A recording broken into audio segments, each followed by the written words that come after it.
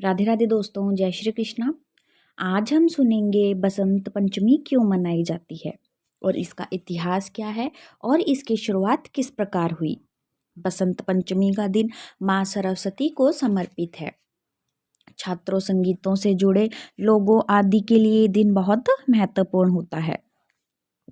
बसंत पंचमी का त्यौहार हम क्यों मनाते हैं, हम इसके महत्व के बारे में भी सुनेंगे।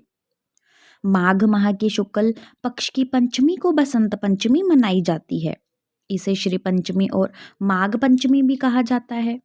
ये पर्व विद्या, कला, संगीत की देवी माँ सरस्वती को समर्पित है। इस दिन साहित्य, शिक्षा, कला इत्यादि के क्षेत्र से जुड़े लोग पूजा कर माँ सरस्वती का आशीर्वाद प्राप्त करते हैं। इस दिन से विद्यारंभ संस्कार करना बेहद शुभ फलदायी होता है। बसंत पंचमी क्यों मनाई जाती है और माँ सरस्वती से इसका क्या संबंध है। बसंत ऋतु का आरंभ। हिंदू परंपराओं के अनुसार पूरे वर्ष को 6 ऋतुओं में बांटा गया है, जिसमें बसंत ऋतु, ग्रीष्म ऋतु, वर्षा ऋतु, शरद ऋतु, हेमंत ऋतु और शिशिर ऋतु शामिल है। इन ऋतुओं में से बसंत ऋतु को भी सभी ऋतुओं का राजा कहा जाता है। मान्यता है माघ शुक्ल पंचमी से बसंत ऋतु का आरंभ हो जाता है। इस ऋतुओं में मनुष्यों के साथ साथ पशु पक्षियों में भी नई चेतना का संचार होता है। कैसे हुई बसंत पंचमी की शुरुआत। पौराणिक मान्यता है कि सृष्टि के रचयिता भगवान ब्रह्मा जी ने जब जीवों और मनुष्यों की रचना की, तब संसार में चारों ओर सुनसान दृश्य था। संसार निर्जन ही दिखाई दिया। वातावरण बिल्कुल शांत था, कोई वाणी नहीं थी। ब्रह्मा जी ने कमंडल से पृथ्वी पर जल छिड़का। पृथ्वी पर कंपन होने लगा और एक अद्भुत शक्ति के रूप में चतुर्भुजी सुंदर स्त्री प्रकट हुई, जिनके हाथ में वीणा, माला और पुस्तक थी। माँ सरस्वती ने अपनी वीणा से वसंत राग छेड़ा। इसके फलस्वरूप सृष्टि की वाणी और संगीत की प्राप्ति हुई। देवी ने वाणी के साथ साथ विद्या और बुद्धि दी, जिससे संसार को ज्ञान का प्रकाश मिला। जिस दिन देवी सरस्वती प्रकट हुई, उस दिन माघ शुक्ल पंचमी तिथि थी। इसीलिए बसंत पंचमी के दिन घर में माँ सरस्वती की विशेष पूजा की जाती है। बसंत पंचमी पर पीले रंग का क्या महत्व है।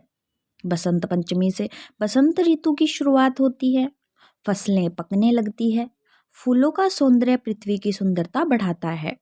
इसीलिए ऊर्जा का रूप कहे जाने वाले पीले रंग की प्रधानता बसंत पंचमी पर्व से शुरुआत हो जाती है। इस दिन पीला पहनने से शरीर में सकारात्मक ऊर्जा का संचार बढ़ता है। बसंत पंचमी के 40 दिन बाद होली का पर्व मनाया जाता है। इसीलिए बसंत पंचमी से होली के त्यौहार की शुरुआत मानी जाती है। इस खास अवसर पर लोग पतंग भी उड़ाते हैं। कई जगहों पर पतंग महोत्सव का आयोजन किया जाता है। बसंत पंचमी के दिन कई लोग पतंग महोत्सव में शामिल होते हैं। इस खास अवसर पर पतंग उड़ाने की परंपरा लंबे समय से जारी है। बच्चों और युवाओं के अलावा अन्य पतंग प्रेमी भी इस दिन पतंग उड़ाने को लेकर खूब उत्साहित नजर आते हैं। बसंत ऋतु के आने के साथ फसलों पर भी हरे व पीले फूल खिलते हैं। इसकी खुशी लोग पतंग उड़ाकर जाहिर करते हैं। बसंत पंचमी के त्यौहार को हर राज्य में अलग अलग तरीके से मनाया जाता है। इस दिन लोग पीले वस्त्र धारण कर माँ सरस्वती की विधि पूर्वक पूजा करते हैं। साथ ही पीले मीठे चावल बनाकर भोग लगाते हैं। इसके अलावा स्कूल और कॉलेजों में कई तरह के कार्यक्रम आयोजित किए जाते हैं। घरों में लोग तरह तरह के पकवान बनाते हैं और इस पर्व का अच्छे तरीके से मनाते हैं। मांगलिक और शुभ कार्यों के लिए बसंत पंचमी का दिन भी काफी खास माना जाता है। बसंत पंचमी का त्यौहार हर राज्य में अलग अलग तरीके से मनाया जाता है। जैसे उत्तराखंड में बसंत पंचमी पर्व के दिन पूजा के दौरान माँ सरस्वती को फूल, पत्ते और पलाश की लकड़ी अर्पित करते हैं। इसके अलावा कई लोग देवों के देव महादेव और माँ सरस्वती की पूजा अर्चना भी करते हैं और नृत्य करते हैं। स्थानीय लोग पीले वस्त्र धारण कर लेते हैं। इसके अलावा पंजाब और हरियाणा में बसंत पंचमी के त्यौहार को बेहद उत्साह के साथ मनाते हैं। इस दिन लोग मंदिर या गुरुद्वारे में जाकर भी पूजा करते हैं और पतंग उड़ाते हैं। इसके अलावा कुछ विशेष व्यंजनों को मनाया जाता है, जैसे खिचड़ी और मीठे चावल, सरसों का साग और मक्के की रोटी। और पश्चिम बंगाल में बसंत पंचमी के खास अवसर पर कई जगहों पर पंडाल लगाए जाते हैं और देवी माँ सरस्वती की मूर्ति स्थापित की जाती है। अधिक संख्या में लोग इकट्ठा होकर पूजा अर्चना करते हैं। और इसी के साथ आप लोगों को हमारी ये कथा कैसी लगी, आप लोग हमें कमेंट करके ज़रूर बताएं। और कथा सुनने के लिए हमारे चैनल को लाइक करें, शेयर करें और सब्सक्राइब करें। राधे राधे, जय श्री कृष्ण।